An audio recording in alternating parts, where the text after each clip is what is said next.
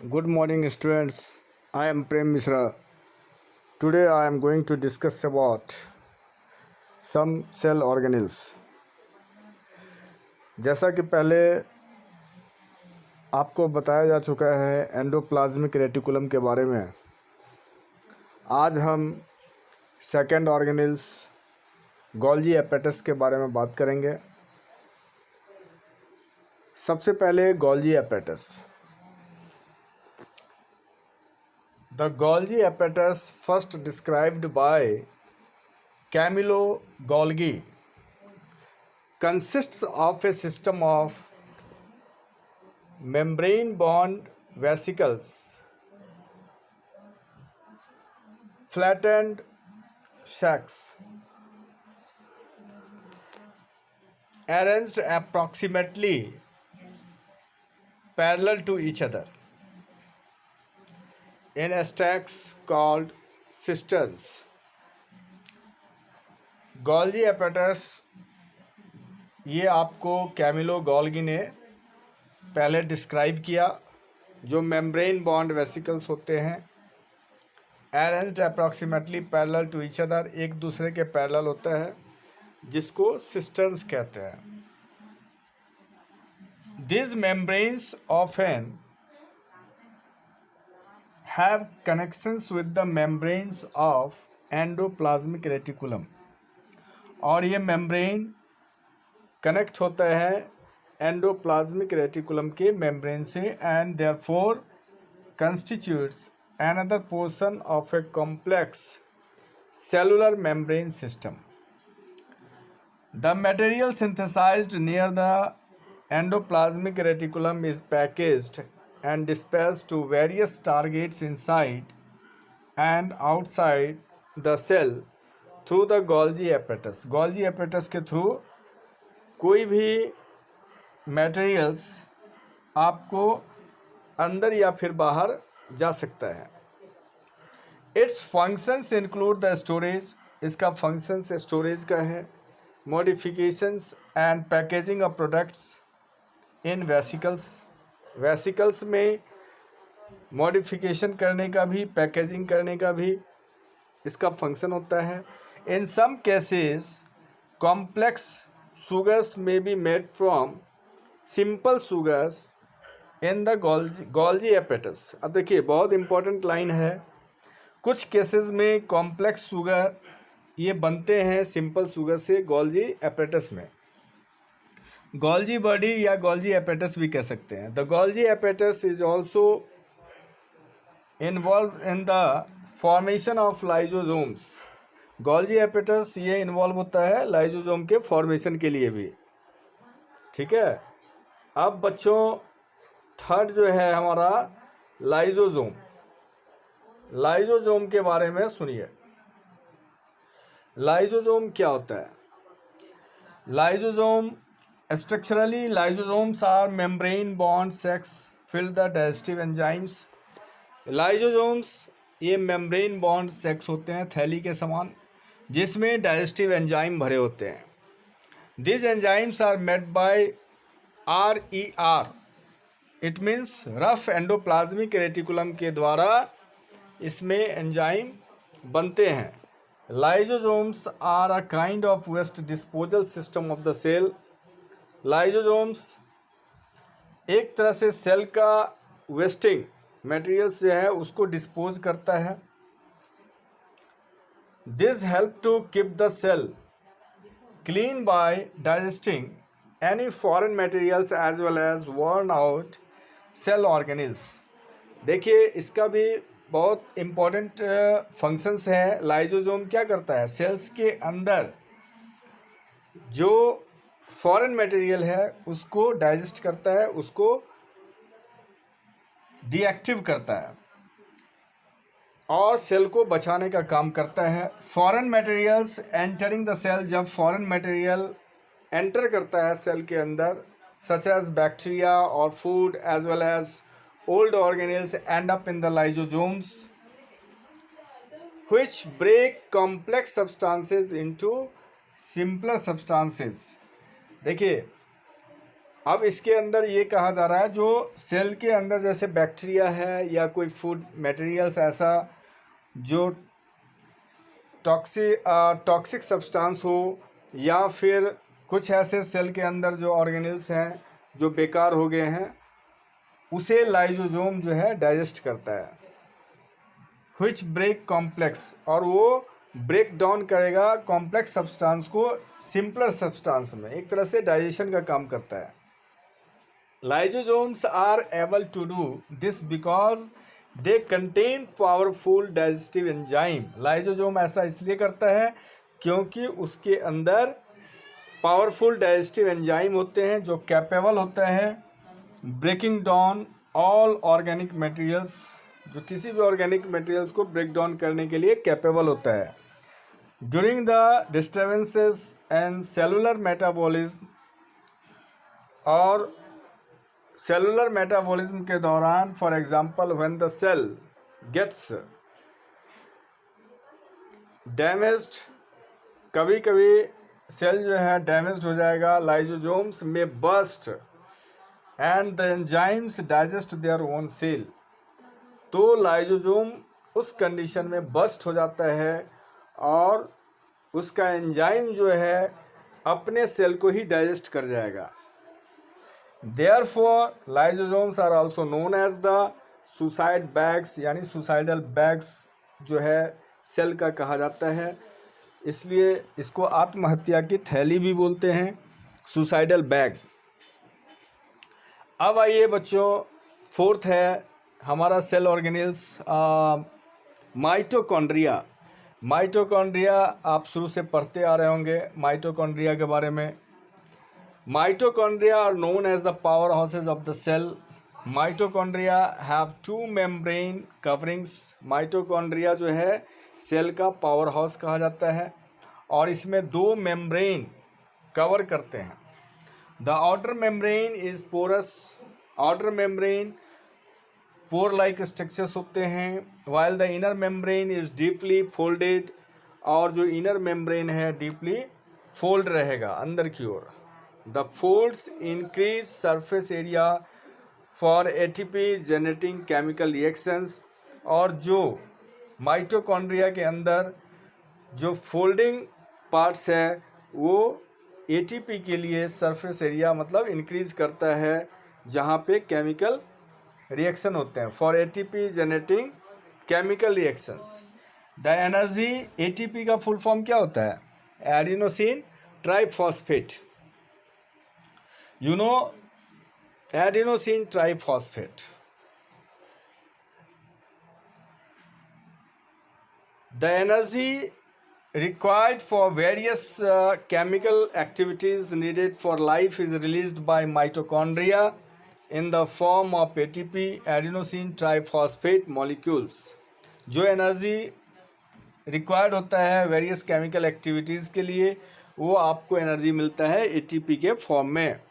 ATP is known as the energy currency of the cell, और ATP cell का energy currency कहलाता है। The body uses energy stored in the ATP for making new chemical compounds and for mechanical work. Mitochondria are strange organelles in the sense that they have their own DNA. DNA इसका अपना DNA होता है, जिस तरह से cell के अंदर nucleus के अंदर DNA अपना होता है, इसी तरह से सेल ऑर्गेनिल्स माइटोकॉन्ड्रिया का भी अपना DNA होता है। DNA का फुल फॉर्म होता है deoxyribose nucleic acid and ribosomes, और राइबोसोम्स भी माइटोकॉन्ड्रिया का अपना होता है own. Therefore mitochondria are able to make some of their own proteins, और इसी कारण से माइटोकॉन्ड्रिया जो है अपना प्रोटीन खुद बनाता है। बच्चों अब आइए फिफ्थ में प्लास्टिड्स के बारे में पढ़ें। प्लास्टिड्स क्या चीज़ है? Plastids are present only in plant cells. There are two types of plastids, ठीक है, two types of plastids, chromoplasts coloured plastids and leucoplasts white और कलर्ड प्लास्टिड्स। सॉरी ल्यूकोप्लास्ट्स में वाइट और कलरलेस प्लास्टिड्स। ठीक है, एक हो गया क्रोमोप्लास्ट जो कलर प्लास्टिड है, ल्यूकोप्लास्ट जो वाइट या फिर कलरलेस प्लास्टिड है। Chromoplast containing the pigment chlorophyll, chlorophyll उसमें होता है, आर नोन एज क्लोरोप्लास्ट्स, जिसे हम क्लोरोप्लास्ट्स कहते हैं।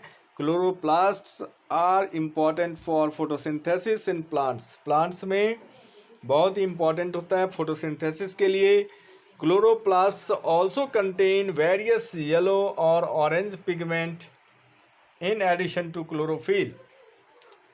क्लोरोप्लास्ट में और भी डिफरेंट कलर पिगमेंट होते हैं, येलो या फिर ऑरेंज, ये क्लोरोफिल के अलावा होता है, एडिशन। ल्यूकोप्लास्ट्स आर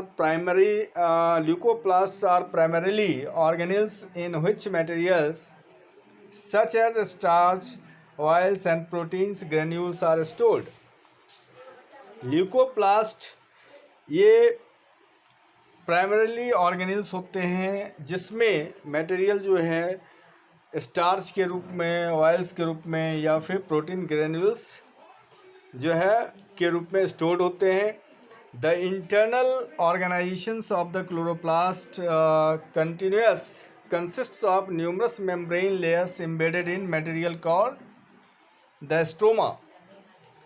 जो क्लोरोप्लास्ट का इंटरनल ऑर्गेनाइजेशन है उसके अंदर न्यूमरस मेम्ब्रेन लेयर्स होते हैं जिसे स्ट्रोमा कहते हैं।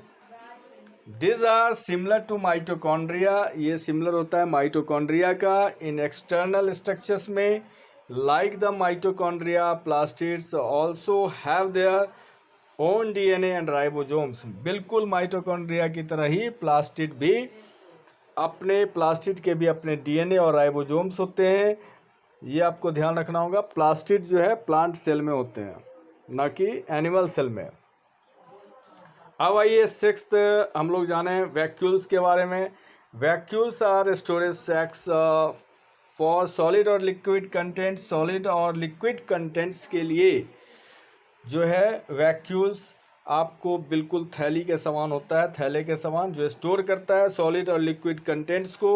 Vacuoles are small sized in animal cells, ये एनिमल सेल में स्मॉल साइज का होता है। While plant cells have very large vacuoles, plant cell में बहुत ही बड़े बड़े साइज में वैक्यूल्स रहते हैं। The central vacuole of some plant cells may occupy 50 to 90% of the cell volume।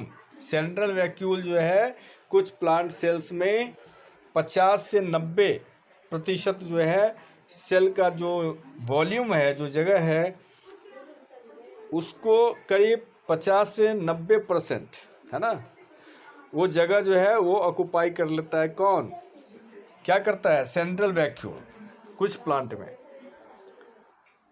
तो बच्चों अब इसमें हमें ध्यान देना है,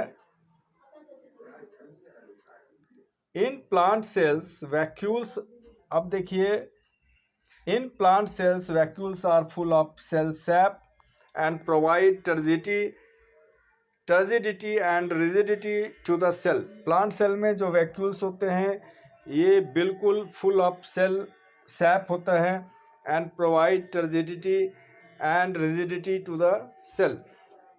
ये सेल को एक तरह से बिल्कुल शेप देता है, आकार देता है, और कोई भी मटेरियल्स जो है उसको स्टोर करके रखने का काम करता है। Many substances of importance in the life of the plant cell. Plant cell के जीवन में बहुत सारे ऐसे सब्सटेंस होते हैं, आर स्टोर्ड इन वैक्यूल्स, जो वैक्यूल्स में स्टोर्ड होता है। दिस इंक्लूड एमिनो एसिड, इसमें amino acid, sugars, various organic acids and some proteins होते हैं। In single celled organisms like amoeba, single celled organism जैसे अमीबा है, the food vacuole contains the food items that the amoeba has consumed. तो उसके अंदर भी food vacuoles होते हैं, जो फूड आइटम्स उसमें कंटेन होगा तो अमीबा उसे कंज्यूम करता है, उसको डाइजेस्ट करता है। In some Unicellular organisms, specialized vacuoles also play important roles in expelling excess water and some wastes from the cell. कुछ ऐसे यूनिसेलुलर ऑर्गेनिजम्स होते हैं जिसमें स्पेशलाइज्ड वैक्यूल्स होते हैं, वो आपको इम्पॉर्टेंट रोल जो है निभाता है. कैसे? एक्सेस वाटर अगर सेल के अंदर है तो उसको एक्सपेल करने के लिए, बाहर निकालने के लिए, and some wastes from the cell, और कुछ वेस्टिंग मटेरियल को भी बाहर करता है. तो अब देखिए, each cell thus acquires its structure and ability to functions because of the organization of its membranes and organelles in the specific ways. The cell thus has a basic structural organization. This helps the cell to perform functions like respiration, obtaining nutrition, and clearing of waste material और forming new proteins. तो cell में बहुत सारे cell organelles होते हैं, सबका अलग अलग फंक्शन होता है, और इसी कारण से जो है हम रेस्पायर करते हैं, यानी रेस्पिरेशन का काम होता है, न्यूट्रिशन जो है ऑब्टेन करते हैं, और फिर वेस्टिंग मटेरियल का क्लियरिंग भी होता है. तो ये सारे सेल्स के कारण ही होते हैं, और नए प्रोटीन्स वगैरह भी बनते हैं. Thus, the cell is the fundamental structural unit of living organisms. और इस तरह से हम कह सकते हैं कि सेल जो है फंडामेंटल स्ट्रक्चरल यूनिट है लिविंग ऑर्गेनिज्म का. It is also the basic functional unit of the life. ये लाइफ का बेसिक फंक्शनल यूनिट भी कहलाएगा. और बच्चों, आप जो है यहाँ पर ध्यान देंगे, ये सब कुछ क्वेश्चंस हैं, first, second, third and fourth, ये आप जो है कर लेंगे. बहुत इंपॉर्टेंट क्वेश्चन सब है. अब देखिए आगे बढ़ते हैं. Cell division. सेल डिवीजन क्या है? Now cells are formed in organisms in order to grow, to replace old, dead and injured cells and to form gametes required for reproduction. The process by which new cells are made is called cell division.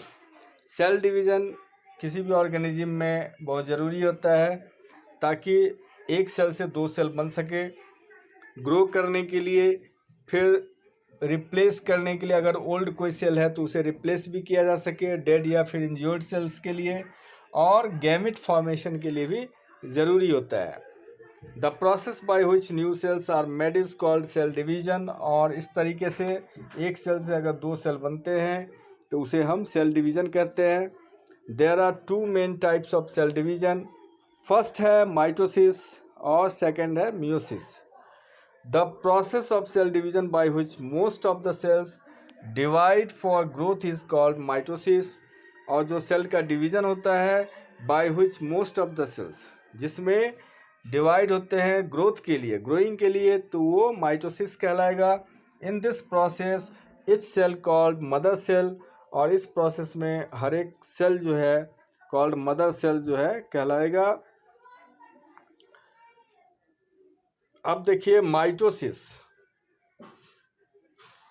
Divides to form two identical daughters. मतलब जो mother cell है जो divide करता है वो mother cell कहलाएगा. Two parts में divide हो गया तो वो डॉटर सेल कहलाएगा. The daughter cells have the same number of chromosomes as mother cell. Daughter cell के अंदर क्रोमोजोम सेम रहेगा मदर सेल के related. It helps in growth and repair of tissues in organism. और यह help करेगा किसी भी ऑर्गेनिज्म के टिश्यूज को रिपेयर और ग्रोइंग के लिए. Specific cells of reproductive organs और tissues in animals and plants divide to form gametes which after fertilization give rise to offspring. They divide by a different processes called meiosis which involves two consecutive divisions. When a cell divides by meiosis, it produces four new cells instead of just two. देखिए, इसमें meiosis division में क्या होता है, एक cell से पहले दो सेल बनता है और फिर दो से चार सेल बनता है. इसमें दो लगातार जो है डिवीज़न होते हैं. और इसमें the new cells have half the number of chromosomes than that of the mother cell. तो सबसे पहले जो है माइटोसिस, मियोसिस में भी सबसे पहले माइटोसिस की तरह सेम क्रोमोसोम वाले 2 डिवीज़न होते हैं, और फिर 2 डिवीज़न जो हुआ उससे हर एक से यानी प्रत्येक से जो है 2-2 फिर बनेंगे, लेकिन इस बार जो है हाफ हाफ क्रोमोसोम हर एक सेल्स के अंदर आपको दिखेगा। The new cells only have half the number of chromosomes than that of the mother cell. इस तरह मदर सेल का हाफ जो है आपको नए सेल्स में दिखेंगे chromosome. Can you think as to why the chromosome number has reduced to half in daughter cells? क्या आप सोच सकते हैं, क्या आप थिंक कर सकते हैं कि ऐसा क्यों होता है? डॉटर सेल्स में मदर सेल के कंपैरिजन में हाफ क्रोमोसोम क्यों होता है? तो बच्चों, अब आप जो है ये व्हाट यू हैव लर्नड वाले जितने भी पॉइंट्स हैं इसे आप बहुत ध्यान से पढ़ेंगे और कॉपी में नोट भी कर लेंगे, ठीक है। उसके बाद देखिए, अब हमारा ये चैप्टर जो है कंप्लीट हो गया। बस इसमें आपको नोट्स बनाना है, जो मेन पॉइंट है उसे नोट करना है, और साथ में एक्सरसाइज जो है आप देखेंगे कौन सा क्वेश्चन हो रहा है कौन सा नहीं, ये बहुत इम्पोर्टेंट भी है। नोट्स बनाना अलग है, नोट्स तो बनाएंगे ही, और साथ में क्वेश्चन आंसर भी करके देखेंगे। बहुत इम्पोर्टेंट क्वेश्चन सब इसमें आपको मिलेगा, जिसे आप करेंगे, देखेंगे, ठीक है। तो आज के लिए बस इतना ही। Okay, thank you.